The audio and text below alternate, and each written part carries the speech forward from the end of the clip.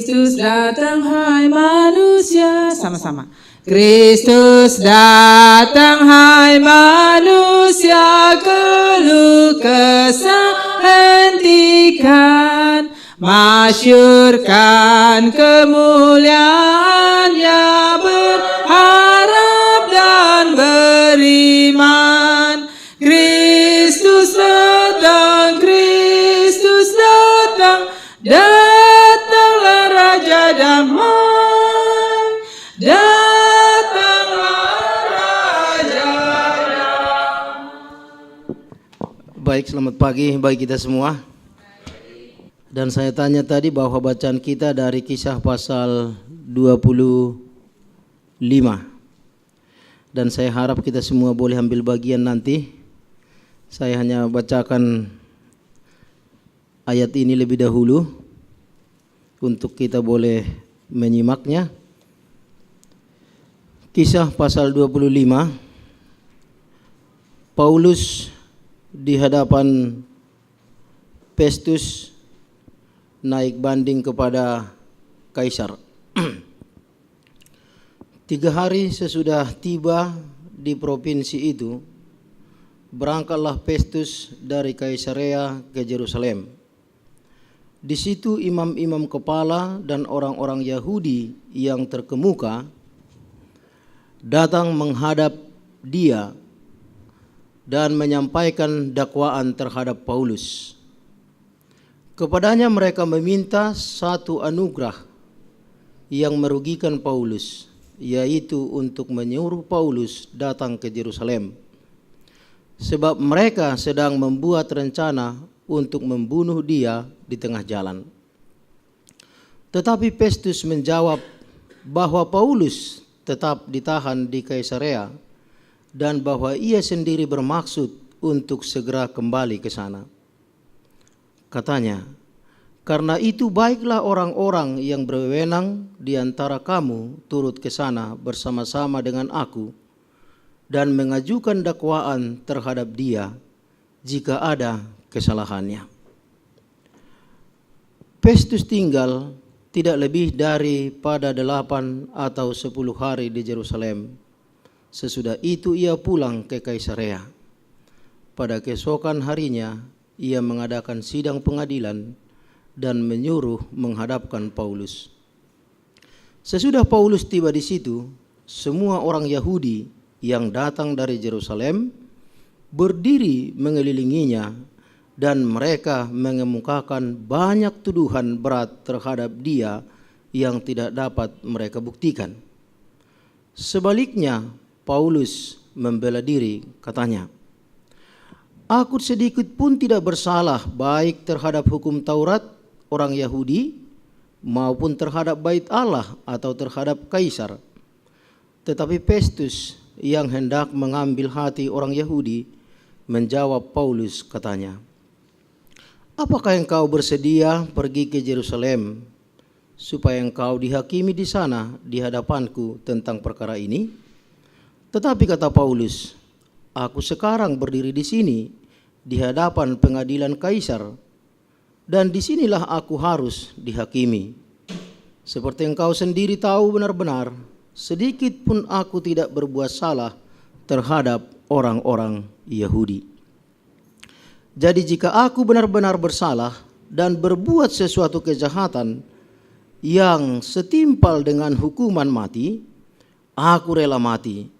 Tetapi jika apa yang mereka tuduhkan itu terhadap aku ternyata tidak benar, tidak ada seorang pun yang berhak menyerahkan aku sebagai satu anugerah kepada mereka.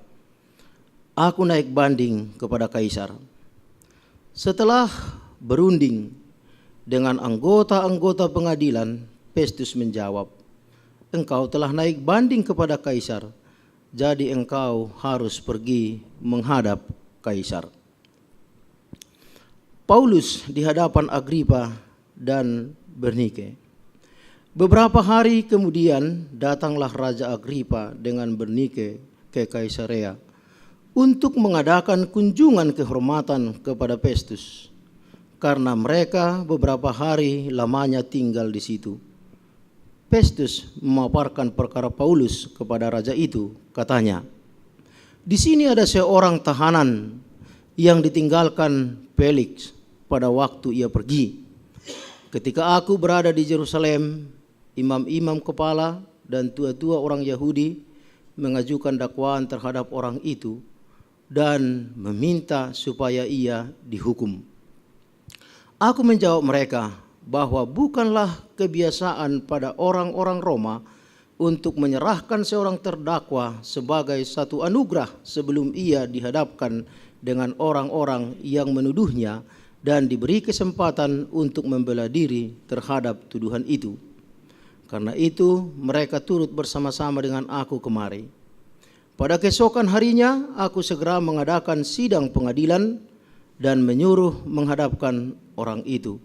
Tetapi ketika para pendakwa berdiri di sekelilingnya, mereka tidak mengajukan satu tuduhan pun tentang perbuatan jahat seperti yang telah aku duga. Tetapi mereka hanya berselisih paham dengan dia tentang soal-soal agama mereka dan tentang seorang bernama Yesus yang sudah mati, sedangkan Paulus katakan dengan pasti bahwa ia hidup. Karena aku ragu-ragu bagaimana aku harus memeriksa perkara-perkara seperti itu, aku menanyakan apakah ia mau pergi ke Yerusalem supaya perkaranya dihakimi di situ. Tetapi Paulus naik banding. Ia minta supaya ia tinggal dalam tahanan dan menunggu sampai perkara diputuskan oleh Kaisar. Karena itu aku menyuruh menahan dia sampai aku dapat mengirim dia kepada Kaisar. Kata Agripa kepada Festus, "Aku ingin mendengar orang itu sendiri." Jawab Festus, "Besok engkau akan mendengar dia."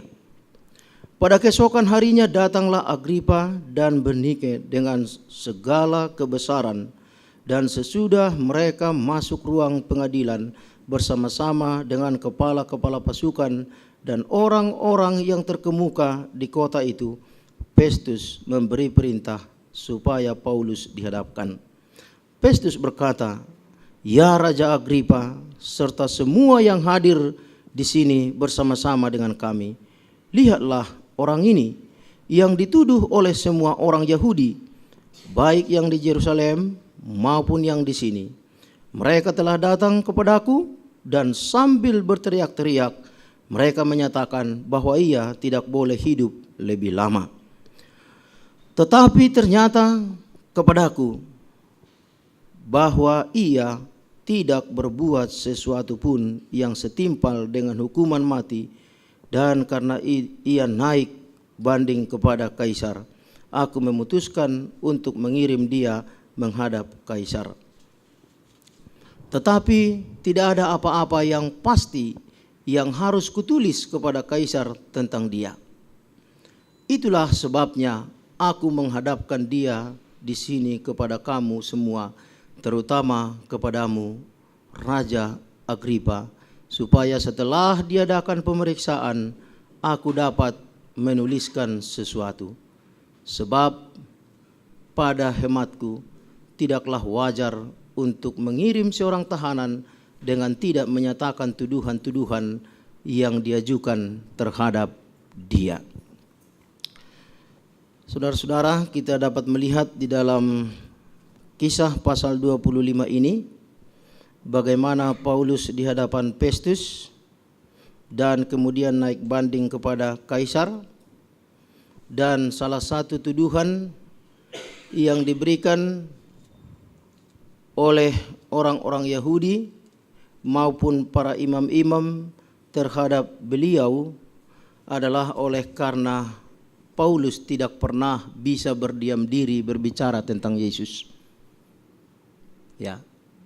Semua orang tahu bahwa Yesus sudah disalibkan. Ya. Tetapi tidak semua orang percaya akan hal itu, bahwa Yesus sekarang ada hidup dan sudah ada dalam kerajaan sorga dan akan datang kembali dan membangkitkan setiap orang yang percaya kepada Yesus dalam hidupnya, walaupun dia mengalami kematian, tetapi satu saat bila Yesus yang hidup itu datang kembali, orang-orang mati akan dibangkitkan dari kubur mereka dan mereka akan tinggal bersama dengan Yesus sampai selama-lamanya.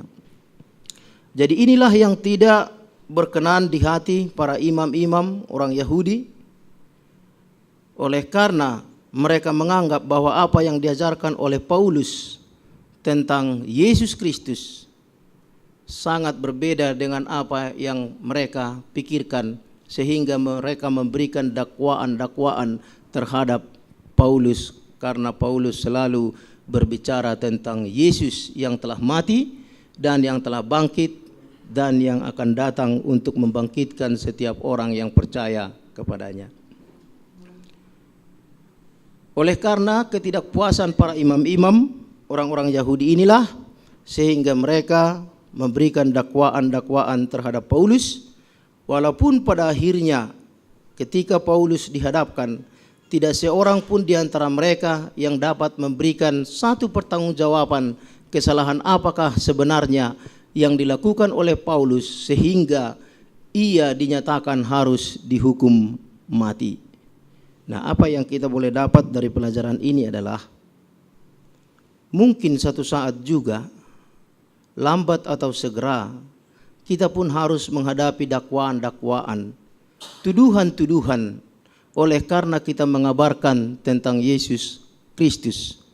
Walaupun dunia Kristen secara umum telah mengetahui dan percaya kepada Yesus, dan bisa saja di antara mereka itu juga memberikan tuduhan-tuduhan kepada kita di hari-hari yang akan datang. Tetapi kalau kita coba melihat bagaimana pada akhirnya Raja Agripa pun tidak dapat melihat kesalahan apa di dalam Paulus.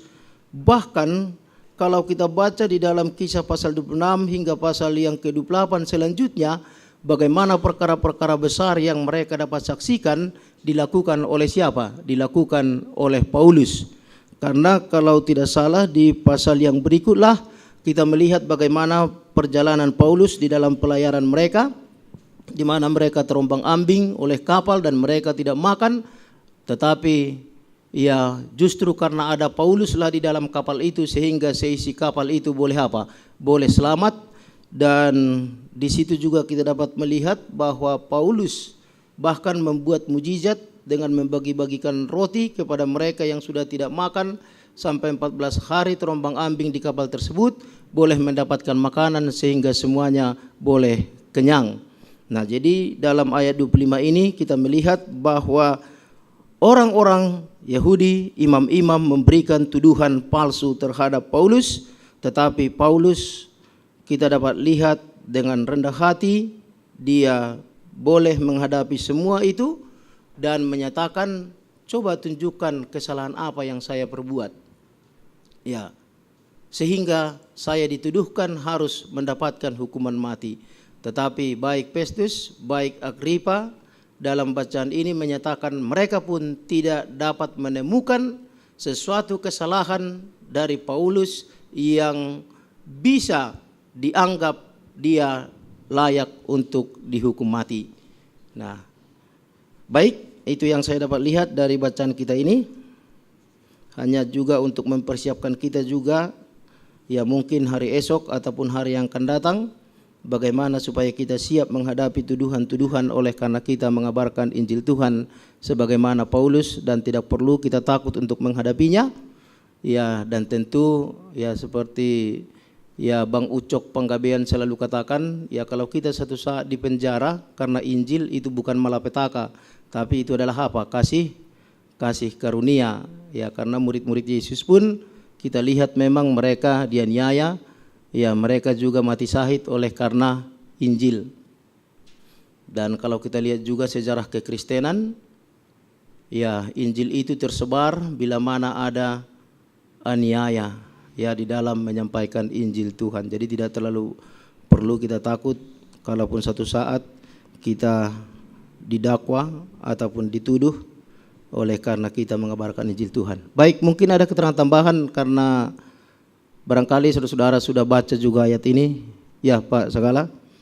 Paulus yang punya pendirian soal kebenaran yang dia miliki. Jadi dia mengerti betul bahwa dia percaya kepada kebenaran, dan kebenaran itu perlu dipertahankan, tidak perlu takut apapun resikonya. Jadi pada saat Festus ini mencoba untuk seperti mengancam lah, dapat dikatakan, supaya Paulus ini bisa dihadapkan di Yerusalem kepada orang-orang Yahudi, dia justru tidak rela, oleh karena dia tahu dia benar dan dia sudah berada di Roma dan dia mau menghadap pada kaisar saja. Aplikasi yang saya maksud adalah seberapa jauh kita pengerja bisa berdiri di atas kebenaran sehingga kita tidak takut mengatakan yang benar itu benar dan tidak mengorbankan kebenaran itu sendiri hanya karena mungkin kita rasa takut kepada konsekuensinya. Ya, karena saya lihat itu yang menjadi masalah dalam pelayanan. Kalau seorang pemimpin, misalnya kita ini sebagai pemimpin, tidak rela menanggung risiko berdiri dalam polisi ataupun aturan atau kita anggap kebenaran, tapi kita kemudian meneleweng daripada aturan sudah ada. Jadi abu-abu kita bikin aturan itu hanya karena kita takut konsekuensinya. Ini yang saya pelajari dari sikap Paulus ini. Supaya kita jangan takut berdiri di atas kebenaran walaupun ada konsekuensinya.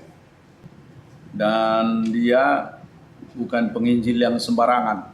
Ya. Bisa dikatakan dia adalah profesional dalam bidangnya karena dia ahli Taurat juga.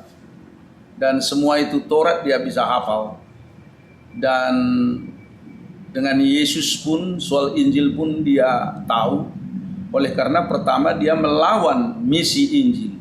Jadi kalau orang melawan misi Injil sudah tentu dia pelajari dengan tekun dan teliti apa sebenarnya kelemahan-kelemahan Injil dari Yesus Kristus. Setelah itu yang menarik di sini dia bertobat. Maka di dalam Kisah 25 dan 24 di sana dikatakan bahwa ada di situ Paulus kontra Felix, nah, itu gubernur. Lantas Festus itu juga penggantinya. Lantas ada Agripa. Ya. Jadi dengan kata lain, sebagai tokoh agama yang baru, dia sepertinya membuat satu citrakan kebenaran, di mana akibat daripada ceritanya itu banyak yang menantang dia karena dianggap dia membawa agama baru. Agama yang sudah kental bagi orang Yahudi, yaitu Judais. Jadi di sini sudah banyak tantangan. Pertama dulu, dia ada tantangan sebagai orang Yahudi, sudah tentu ada tantangan dengan orang Yunani dan Kaisar Roma. Karena orang Yahudi tidak pernah mau tunduk secara mentali kepada orang Roma, karena memang mereka lebih pintar dan lebih tertib. Oleh sebab itu mereka selalu secara budaya melawan Kaisar Roma. Kenapa mesti kita bayar pajak ke Roma? Yang perlu hanya kita bayar pajak hanya kepada Tuhan perpuluhan yang menjadikan tanah dan langit. Nah, itu jelas selalu dia buat.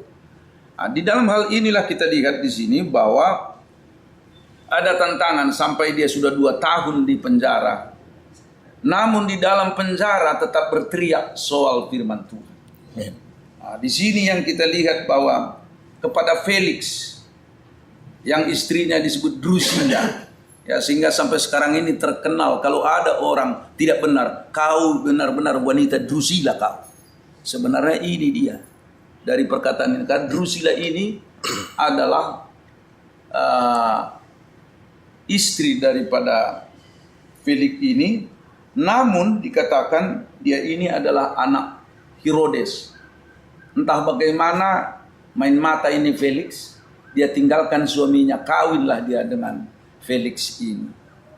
Jadi kamu memang drusilla. Sebenarnya itu ada ceritanya yang menarik untuk dikaji. Tetapi yang kita mau tertarik kepada dia, bahwa Paulus punya tantangan. Pertama, sebenarnya cerita Injil itu sejalan dengan Taurat. Harusnya orang Yahudi simpatik sama Paulus yang menceritakan Taurat dan Injil. Tetapi apa yang menjadi tantangan yang paling berat dia rasakan adalah orang Yahudi, bukan orang Roma. Nah, ini yang kita lihat di dalam Festus ini. Festus dia dapati. Mereka bilang, coba dia dili di Yerusalem. Maksudnya kalau dia di Yerusalem pasti dia mati.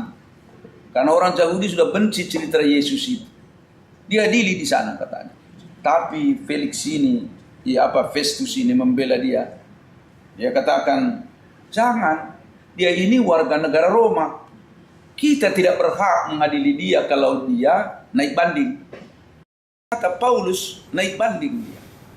Saya tidak boleh dia dili di sana karena dia sudah tahu kalau di Yerusalem dia akan dilempari dan dia akan pasti mati. Sedangkan Injil belum diberitakan. Nah, jadi di sini kita lihat seorang penginjil itu juga harus cerdik. Amin. Seperti ular. Jangan umpamanya, ini Tuhan menjagai kita, mari kita, itu namanya bodoh. Ya. Tetapi dia cerdik. Dia lihat situasi dan dia katakan, saya tidak bisa dia dili di Yerusalem. Saya harus dia dili di Kekaisaran Roma atau di Kaisaria atau di Roma. Akhirnya tidak bisa karena dilihat Felix. Wah, ini dia bilang ini nggak ada salahnya satu pun ini Paulus ini secara kriminal. Ini dia bilang kesalahannya hanya di antara mereka saja sesama agama ini yang ribut satu dengan yang lain. Kalau secara dunia nggak ada kriminalnya ini. Dia ini adalah pelayan masyarakat. Tetapi oleh karena satu mengatakan Yesus, satu mengatakan Taurat, Yesus yang orang hina itu ditinggi-tinggikan. Nah, ini yang tidak suka orang Yahudi. Masa orang Yahudi seperti Yesus ini modelnya? Tampar pipi kiri, kasih pipi kanan. Ini namanya orang lemah. Dan itulah yang dipopulerkan oleh Paulus. Nah, jadi di sini kita lihat menarik sekali. Paulus kuat. Dan kalau kita lihat di dalam cerita ini, dia tetap tegar melakukan pekerjaannya sebagai penginjil. Walaupun dipenjarakan, didera berkali-kali. Nah, sekali saya berpikir aplikasinya kepada kita. Apakah saya sebagai penginjil sudah pernah didera? Coba bayangkan dia 2 tahun di penjara, didera dan banyak penderitaan. Sekarang saya sebagai pekerja Tuhan, apakah pernah saya didera? Barangkali gaji yang kurang, itu pun kita sudah ribut. Nah, ini perlu kita simak kembali. Mungkin juga kita rasa tidak adil, kita ribut. Akhirnya itulah kerjaan kita terus menerus. Persoalan-persoalan intern, ya, yang kita selalu renung, ini nggak benar, habis waktu kita di situ. Padahal kalau Paulus, kalau dia tanggapi itu semua orang Yahudi itu, mungkin dia berpikir ya sudahlah. Tetapi dia tidak demikian. Dia punya spirit penginjil itu. Jadi di sini yang saya pikir sebagai kita generasi penerus dari Rasul Paulus itu, memang kita harus hindari persungutan. Ya. Kalaupun umpamanya ada kita rasa kadang-kadang tidak benar, memang di dunia ini tidak ada yang adil betul. Tetapi kalau kita dengan Tuhan, Tuhan itu selalu memberikan keadilan kepada kita. Coba bayangkan kalau Rasul Paulus dia menyerah, maka Injil tidak akan disebarkan di luar Palestina. Sampai bayangkan 3 kali perjalanan. Kalau kita baca itu kadang-kadang kita bisa menangis. 3 kali perjalanan. Begitu penuh dengan tantangan dan kesedihan. dia tetap semangat. Ya. Padahal kalau dia mau enak, dia sudah anggota Sanhedrin. Bisa dia populer, dia guru besar. Dia bisa senang. Tetapi dia bilang, bukan demikian. Ya. Pikul salib. Jadi saya pikir ini satu pelajaran bagi kita. Pikul salib itu selalu ada. Masing-masing kita punya pikul salib. Tidak perlu kita dengan Tuhan itu tahu itu salib itu. Ada yang salibnya mungkin ini kurang tepat. Tapi kalau lihat kembali kepada Kristus, Kristus akan menyempurnakan. Ya. Ada salibnya mungkin ini soal pekerjaan. Bisa saja nggak fair dalam hidup ini. Bisa. Tetapi kalau dengan Kristus, yang ketidak fair itu jadi berkat. Nah, di situ menjadi menariknya kalau jadi orang Kristen ini. Jadi saya pikir ini cerita Paulus memberikan inspirasi kepada kita. Kita harus bekerja dengan sesungguhnya kepada dia. Karena kalau kita dibandingkan dengan Paulus itu, ya masih jauh kita ini semua. Zaman sekarang ini nggak ada kita disiksa. Yang ada adalah siksaan batin sendiri karena kita kurang berbahagia melayani pekerjaan Tuhan. Itu saja. Nah, jadi moga ini menjadi satu inspirasi bagi kita untuk kita selalu lebih dedikasi, lebih committed bagi pekerjaan Tuhan dan kita menjadi berkat bagi gereja. Sedangkan pasal 24 saya lihat ada 3. Jadi kalau di pasal 25 ini ada Festus, ada Paulus, ada Agripa, dan ada tokoh-tokoh orang Yahudi. Itu yang 4 saya lihat. Kalau saya bandingkan ayat 2 dengan ayat 1, ayat 2 pasal 25 dengan ayat 1 pasal 24, orangnya sama saja itu.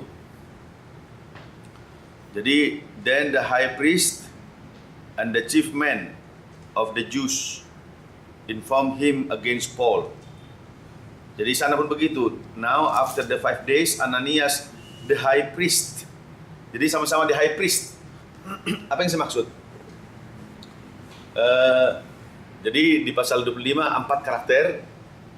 Paulus, aktornya 1, ada Agripa, ada high priest, dan ada Festus. Sedangkan pasal 24 hanya 3. Ada Paulus, ada Felix, dan ada priest. Kalau dengan istrinya itu ya saya anggap satu karakter lah, satu sisi ya, yang hampir mau bertobat ya. Festus mengganti Felix. Tapi orangnya yang penuntut tetap sama. Orang penuntut tetap sama. The priest. Ini poin yang saya lihat. Tampaknya kalau orang sudah benci sama seseorang, susah untuk luntur. Susah luntur. Mungkin bahasa sekarang psikologi katakan dendam. Padahal mereka pemimpin-pemimpin agama. Ini barangkali pelajaran juga bagi kita. Ya. Jadi yang saya maksud begini. Ketika mereka tidak berhasil menuntut Paulus di zaman Felix, ditunggu dulu. Sampai kemudian ada penggantinya, dibongkar lagi. Jadi namanya long duration for accusation, ya. Lama itu hati terus untuk menuntut. Padahal sebenarnya kalau lihat historikalnya kisah para rasul, imam-imam pun sebenarnya bisa mengakui bahwa tidak ada kesalahan bagi Paulus. Yang ada ialah kecemburuan. Karena setelah Paulus mulai menggelora dia punya pekabaran penginjilan, banyak yang percaya mengikut Paulus oleh karena mengikut Yesus. Lalu imam-imam kehilangan apa? Kehilangan anggota. Ini juga pelajaran juga ini bagi kita ya, bagi kita sebagai imam-imam. Kita ini kan imam-imam kita ini kan. Apakah mungkin ada faktor-faktor jealous di antara kita ya terhadap orang yang sungguh-sungguh mengerjakan pekerjaan Tuhan? Lalu mungkin karena mulai semakin ya katakanlah ya kalau bahasa partai bilang masanya mulai lebih apa? Nah itu yang saya lihat. Jadi itu aspek karakternya si priest ya. Kalau Paulus kan Pak Peresaragi dengan Pak Sagala, Pak Ketua kan sudah bahas karakternya kan. Tapi yang saya lihat lagi karakter kedua, si Felix dan si Festus. Kalau si Felix, coba lihat pasal 24 ayat yang ke-26. Ya. Sebenarnya Felix tahu bahwa Paulus itu layak dibela. Tapi ada ekspektasi negatif. Ya, ayat 26. Meanwhile he also hoped that money would be given him by Paul. Jadi sebenarnya Paulus itu kemungkinan sebenarnya bisa dibebaskan sama siapa? Felix. Asal saja Paulus mau memberikan apa? Uang. Mungkinkah juga kita sebagai, kalau kita di posisi Felix maksud saya, kita nggak bisa berdiri lagi pada kebenaran oleh karena ya yang kita harapkan nggak dapat gitu. Yang material yang kita harapkan nggak dapat. Sedangkan bandingan dengan Festus, bandingannya ialah lihat ayat yang keberapa itu, ya, ayat yang ke-3. Sebenarnya Festus juga tidak melihat kesalahannya siapa, Paulus. Tapi karena ia ingin mendapatkan dukungan dari orang banyak, jadi namanya self profit, ya, self profit yang didapatkan, sehingga kebenaran itu nggak jalan lagi. Ya, itu yang saya lihat mungkin pelajaran juga ini beberapa aspek bagi kita ya. Karena mungkin supaya kita dapat dukungan banyak, ya kita nggak berdiri lagi pada apa? Pada kebenaran. Ya. Ini dalam bahasa umum kita ini priest, ya, kita ini priest. Jadi memang ada banyak mutiara yang kita bisa gali dari satu kisah yang terdapat pada pengalaman-pengalaman hamba Tuhan, ya, hamba Tuhan. Kalau kita pergi lagi pada Agripa lagi, posisi Agripa kan, memang pada pasal 25 itu seperti dia tunjukkan, Paulus harus amankan dulu. Tapi adakah sesuatu yang memang diharapkan juga? Ya, ini saya punya mata membaca di pasal yang kita baca.